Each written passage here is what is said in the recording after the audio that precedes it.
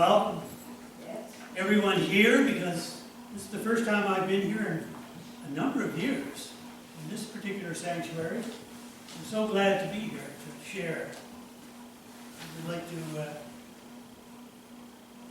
to offer. There's a gentleman by the name of Jonathan Butler. He writes a song that,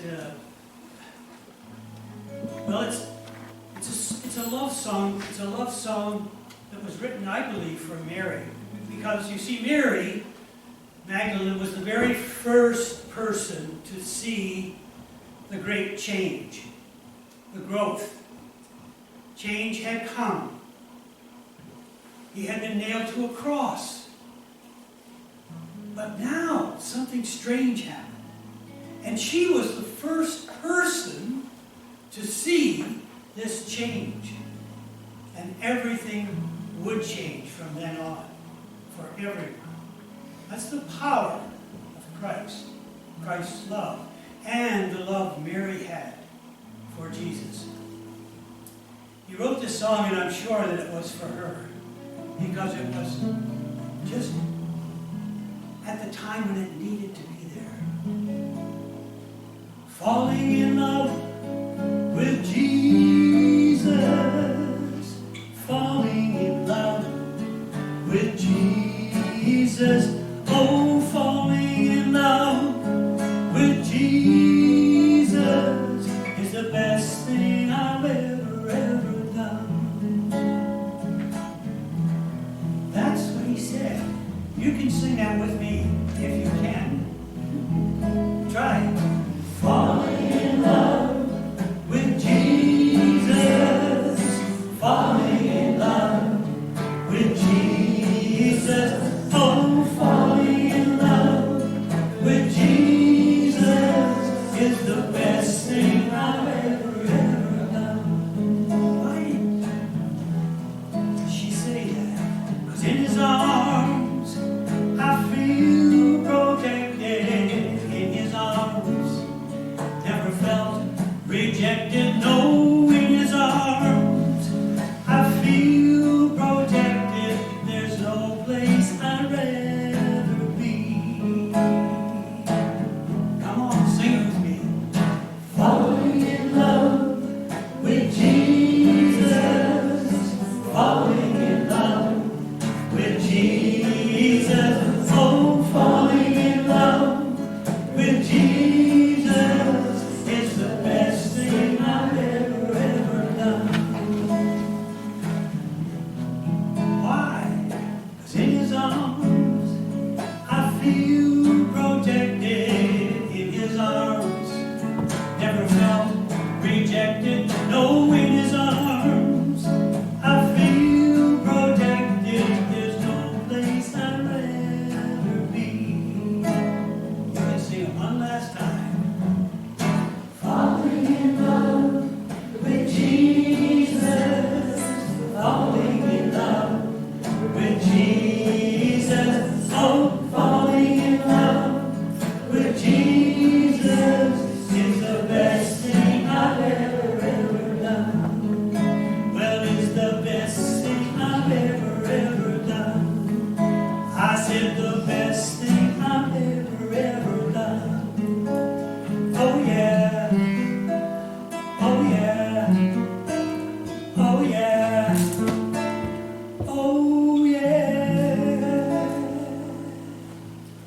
Aren't those beautiful words? Written for a change in life, because everything from that day on would change in everyone's life. Or we would not physically see Jesus, but the Spirit of Jesus would now be there, available for anyone who would take it into their hearts, into their lives. And this is where change happens, you see. It happens by you taking the Spirit of Christ in to the Spirit that already exists in you, because it was given to you from the very beginning. Don't you remember the story? God breathed the Spirit of life into each and every one of us. And that Spirit just needs a little activation. Just to be activated. When I say this word, I want you to, I'll have a little conversation with you first, before I go on. When the word fire, which has been going around, especially the last few years, all over our planet, when you hear that word, what comes to mind for you when you hear the word fire? Anyone? Devastation? Fear? When it's close to home. What was that? Fear when it gets close to home. Fear when it gets close to home. Many of you experienced that. Renewal. Oh! Oh! Say that again. Renewal. Renewal. Renewal. Well, somebody else, share. What comes to mind? There's all kinds of things going on here. Heat. Huh? Heat. Heat. Heat. And what happens to heat? Heat does something, doesn't it? It warms you, it gets you going. We use it often, this fire, in many ways. It's a positive and negative thing. You know, God, everything God has ever created has a double edge. It cuts this way and then it cuts that way. And we've forgotten about all that. The consequences of fire can be devastating in some circumstances, especially for those who have lost all they had. Their home, their possessions, their treasures.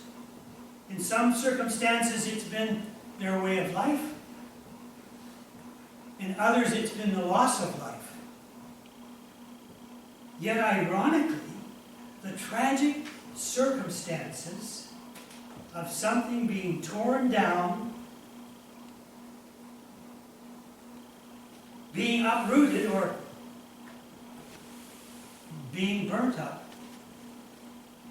are actually the beginning places for new growth, for change, for things to change. And it all begins, you see, in the aftermath. It was that way for all of the Christians who were following Christ. They thought it was over. It was done, finished. And yet, no, that was not God's plan. You see, God had a plan, but it wasn't to punish, and it wasn't to judge. It was called a consequential plan.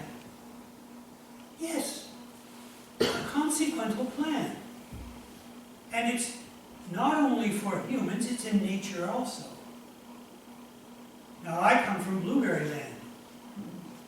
And when you burn, and you burn it properly, your fruit and the harvest is big. There's always new growth in the undermath of destruction, of chaos, of confusion. Always. After the devastation that fire brings to the forest, new life always springs up from the undergrowth. As hard as it may be to accept for many, this is the way of God, you see. God is not punitive. We've been taught that way, way, way too much. That's not the God that I know. It is not the God that you know. God placed upon us the idea that we pay for the consequences of our choices, or we receive the rewards. Human activity is part of that plan, unfortunately for some. Not for all, but for some. And what happens to us? What happens to us when these things come along? What do? Well, we can sin, can't we? We can sin. And what is it that we should sing? Well, over my head, I hear music in the air. Over my head, I hear music in the air. Over my head, I hear music in the air. There must be a God somewhere. Yes, that's the way it works, folks. It's part of God's plan. And when the storms of life are raging, what do? When the storms of life are raging, I hear music in the air. When the storms of life are raging, I hear music in the air. When the storms of life are raging, I hear music in the air. There must be a God somewhere. Come on, sing it with me. Well, over my head, I hear music in the air. Over my head, I hear music in the air. Over my head, I hear music in the air. There must be a God somewhere. When the tide of hate is calling, I hear music in the air. When the tide of hate is calling, I hear music in the air. When the tide of hate is calling, I hear music in the air. There must be a God somewhere. Why? 'Cause over my head, I hear music in the air. Over my head, I hear music in the air. Over my head, I hear music in the air. There must be a God somewhere. Oh yes, there should be. There must be a God somewhere. Yeah, that's what we need to do. We need to learn to sing,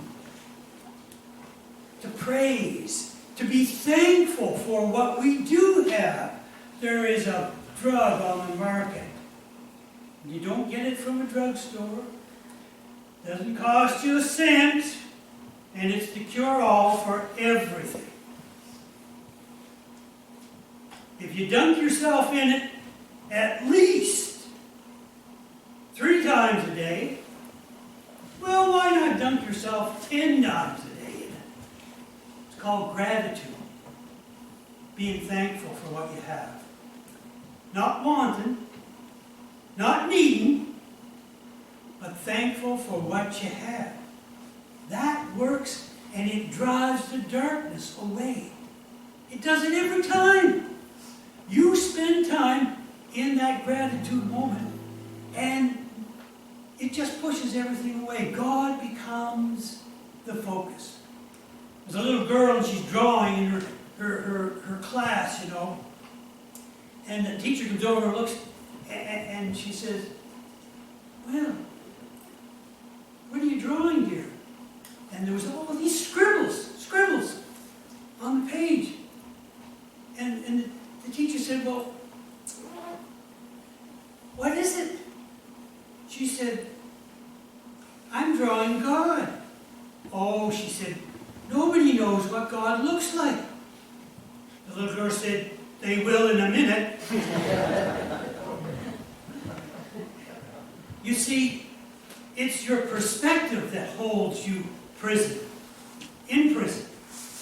And the only way out, the real way out, is to focus on God and gratitude.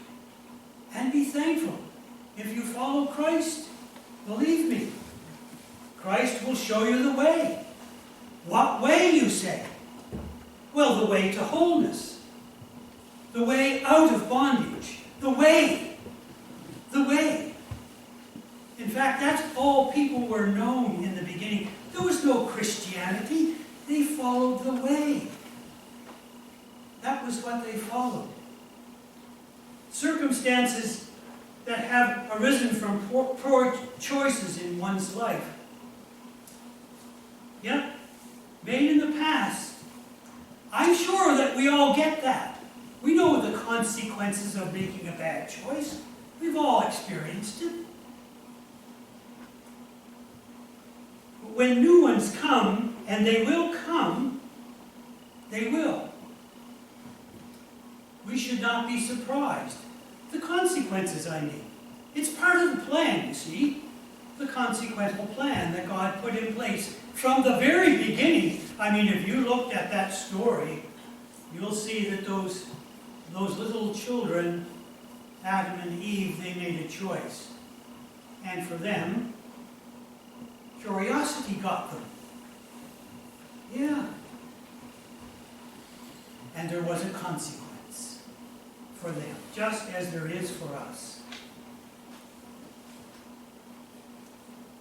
Here we must listen for that still, small voice that speaks to your spirit inside. Now, if you somehow have been able in your lifetime to experience taking the holy in, whether it's through accepting Jesus or other ways, maybe an experience in nature has done this for you. All of a sudden you realize that everything